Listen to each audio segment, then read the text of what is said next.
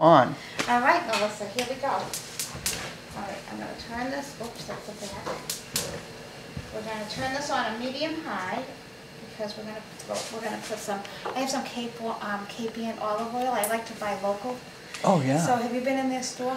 You know, I only went in it when they first opened, and I'm dying to go in again. Go in, yeah. And so they have so many delicious dipping oils, but this is a real good, fragrant, extra virgin olive oil. Can you smell it? It's really great. That and smells it's really fantastic. Dark. Can you see how dark this is when it goes in? So it's just really a nice golden olive oil. And I just love it because every ingredient you put into anything, and if you make it with love, it's more delicious. And I have 2 ounces of pancetta here. And this is like a Italian bacon, but it's really delicious. I love pancetta, especially when it crisps up. And this is gonna render in the pan and make a nice fat for us. So I'm putting this pancetta in a little bit of olive oil. It looks like a piece of bacon. If we ate that right now, it would be delicious. So my next step is I'm going to add, this is 3 cups of diced onions, and we're going to saute these until they're translucent, along with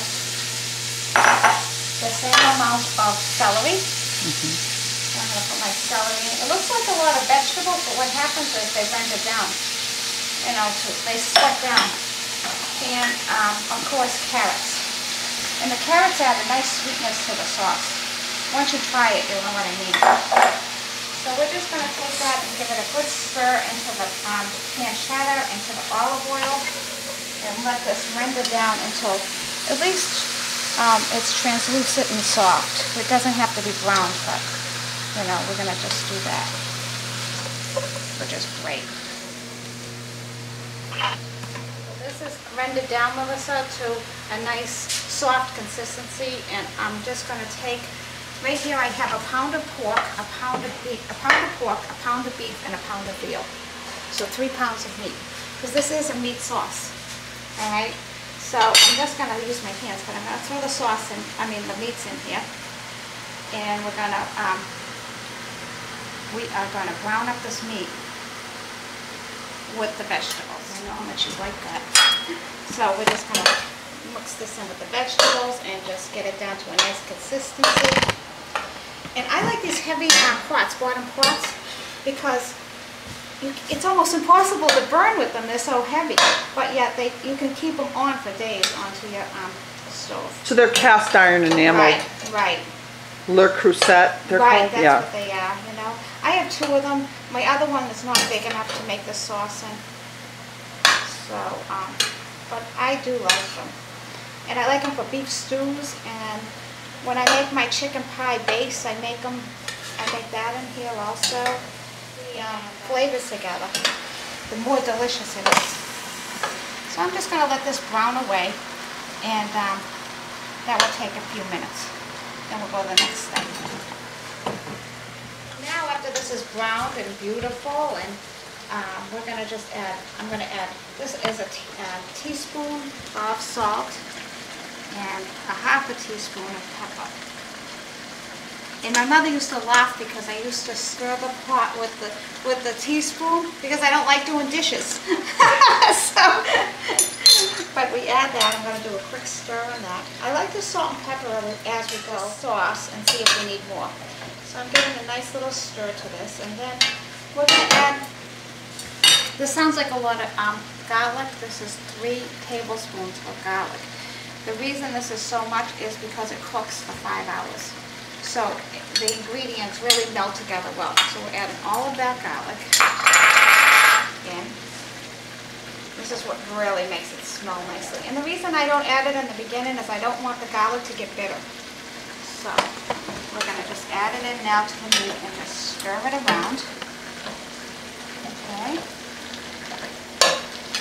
Now what's nice about this sauce is you can add everything together and you leave it for 5 hours. And you're fine. That's about it. Okay, this is my fun part. This is my stress release. Okay, I took off my ring, and I have these tomatoes here. Now, some of them I add in whole, a couple of them. because it's just fun to have them in there. The rest I squish up with my hands and make a mess. So I go crazy. See how much fun that is? For sure. I just squish these up for the sauce, and I just love it because it's such a quick and using my hands.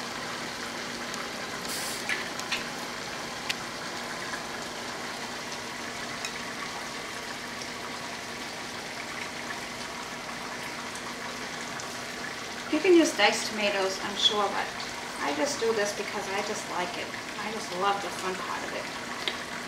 It makes me feel like I grew these in my garden, which I didn't, and I canned them, which I didn't, but I've been using them. But they're nice Italian tomatoes. Yes, they are. They're beautiful. I'm taking that little basil piece out, which was in there. Ooh, that was in there? That was Nice. in the can. Nice. Yeah. Those are beautiful. And then I'm going to add the juice. Look at the color. The juice right to there. Oh. Let me wash my hands. Let's do a stir.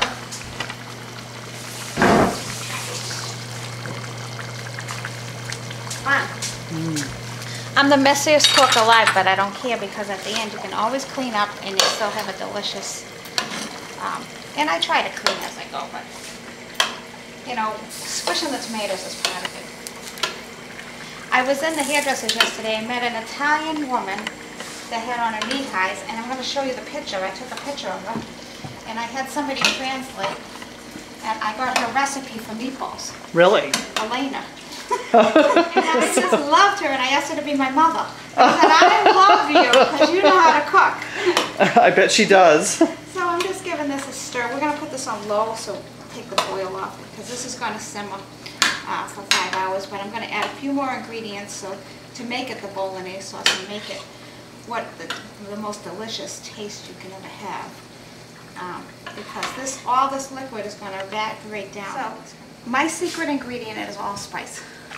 Really? Yeah, and you can't taste it, and it just adds a little zing to it. And all I do is add a pinch, a little bit more than that because it's a big pot. That's about it.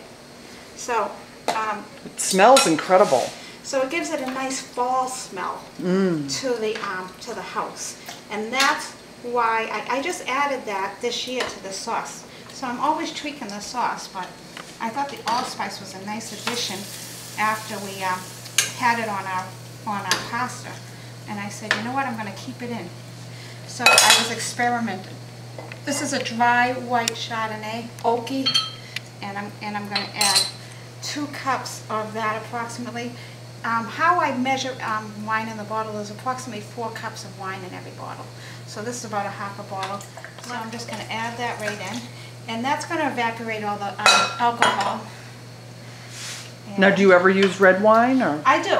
This I use dry white only because I like the dry oaky flavor in this. That's why. And you can certainly add red wine. I mean, I'm sure it's very delicious. And I haven't tried it with red wine. And the reason I haven't is I make such a big pot, and I want to make sure that everybody loves it. And remember, this is going to cook down for 5 hours. 5 to 6 hours, the longer the better. And I'll show you the end product to this. So that's that. I'm going to myself and put it in this because I can't stand standing over and grinding, so that's why I always have it available. This is 3 garlic cloves. I take this out at the end, but I add it in just because I like them cooked down. So I'm going to add that, okay? And I'm cleaning as we go in here. The sauce a different color. Now, do you put it in now, or do you? I let this cook down and then you put it in? I like the liquor to cook out of the wine.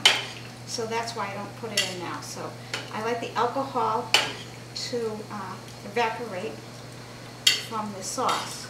And then you certainly can add it anytime, or you can add it right in the end before you eat. But I did add it. I did add it to this sauce, and I'll show it to you. So we're going to switch our pots around. Okay. And you can see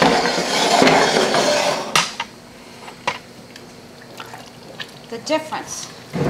And this is the sauce I just made, and this has been cooking for probably 6 hours.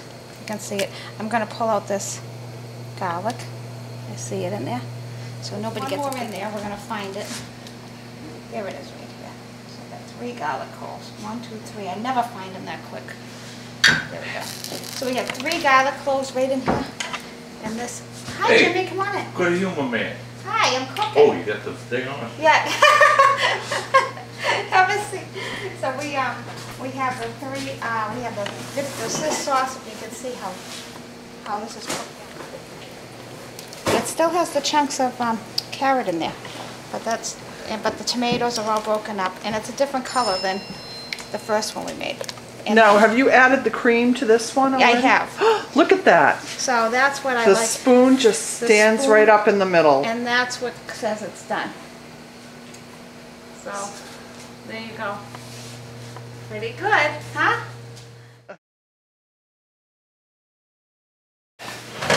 So I'm just going to put that in. And So that was campanelli. Campanella. Little salt. Yep. And I just give it a good stir. I don't think you have to put olive oil if you have enough water. Some people put olive oil and I don't. This is the Campanella, and it just clings to the sauce really nicely. So we're going to just put some pasta in there. And then the first thing I do is I ladle in a little sauce with not that much meat in it, just to toss it. The sauce, oh, it smells so good. I just can't believe it. Gently, just to coat every single piece of pasta with the sauce.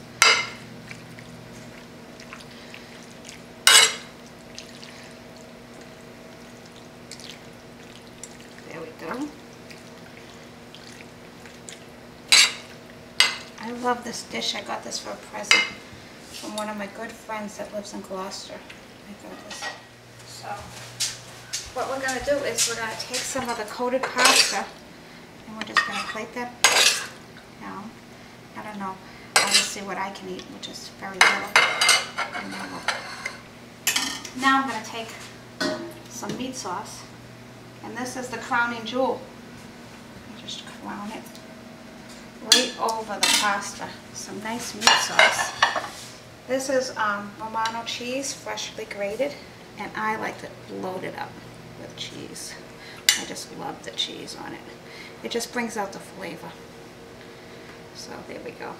And then you serve it with a nice piece of crusty bread. Voila, delicious.